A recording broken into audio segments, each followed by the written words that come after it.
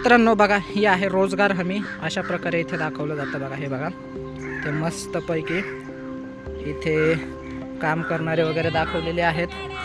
तर मित्रांनो हे बघा, इकडे मस्त दाखवलेलं आहे गाव, बैलगाडी, गाय, बैलाच्या शेंगाला हे करताना बघा, नोक बनवताना. इकडे म्हशीच्या पण शेंगाला नोक बनवताना मस्तपैकी दाखवलेलं आहे. नंतर इकडे बघा, लहान मुलं खेळत आहेत, पाटलांचे झोका खेळत आहेत. इथे मस्त बसायला एक बाकडा आहे, इथे पण बसायला एक बाकडा आहे.